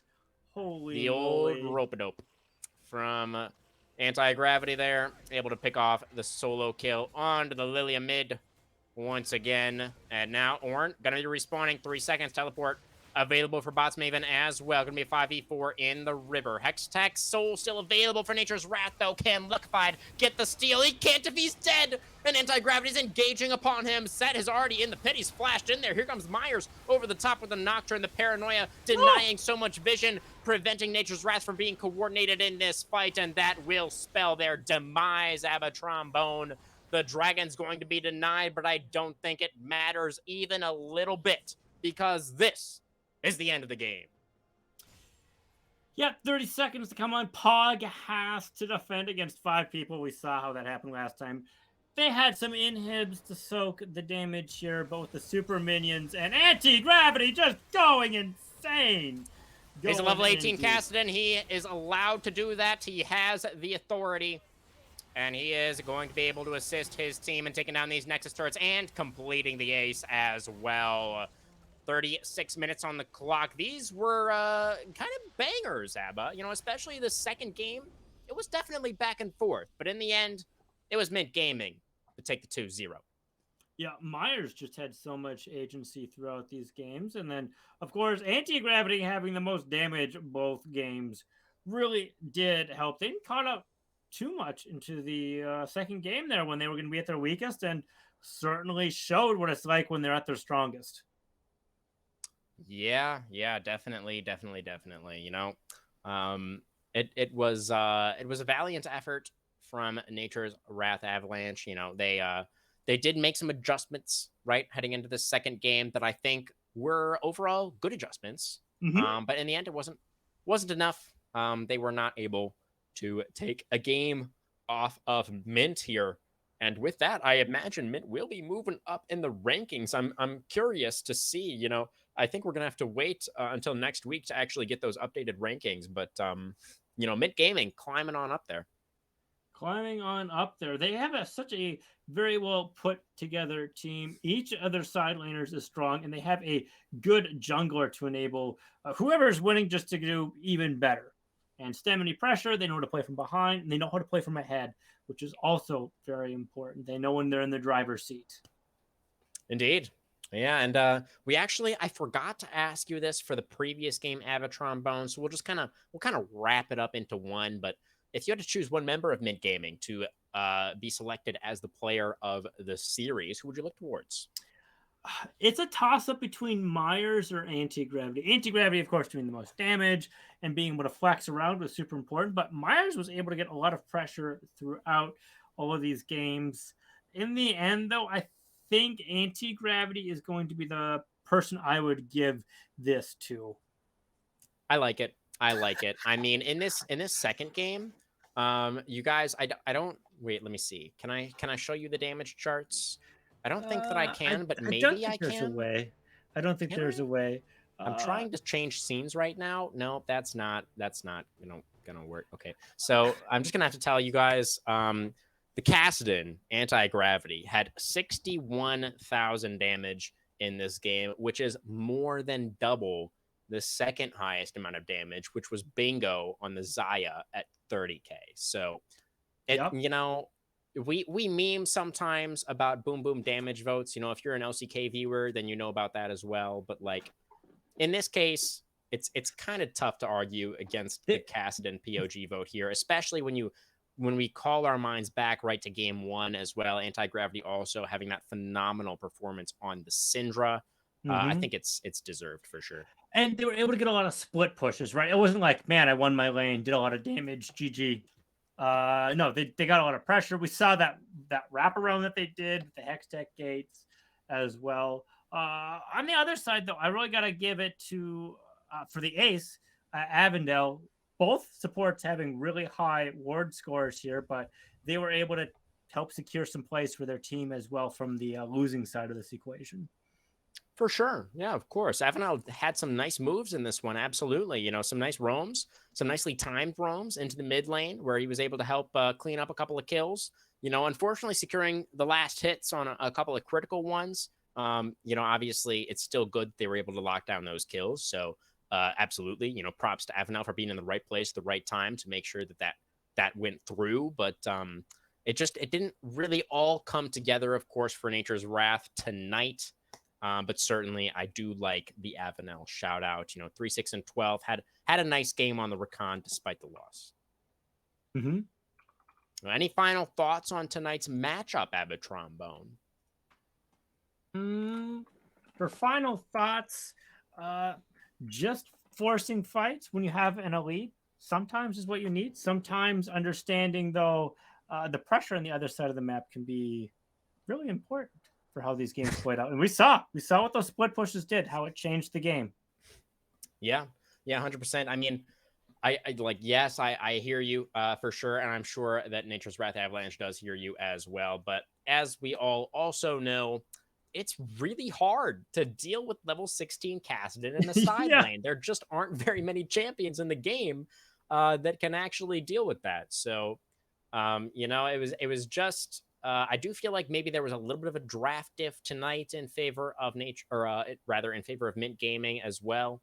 But regardless, you know, I do think that Nature's Wrath played it out as best they could, and they did definitely have some high moments, especially in this second game. You know, they were close to taking the reins in this one. You know, I liked the 20-minute Baron call. It was aggressive, but it worked. And against, you know, the scaling composition, I think it makes a lot of sense, but it wasn't enough. It was not enough. Now, that is going to do it from us tonight. Thank you for joining me, of course, Abba Trombone. Thank you to all of our viewers so much for watching. From myself, from Abba here, from the entire production team at Style Esports, thank you all so very much. We love you. We appreciate you. And we'll see you. Actually, we're going to be back tomorrow night, wouldn't you know it? Or at least I'm going to be back. Looks like you're not on that one, Abba, but myself and Thousand Eyes are going to be bringing you No Quarter Gaming versus Level LOL. So we'll see you then. For now, thank you for watching.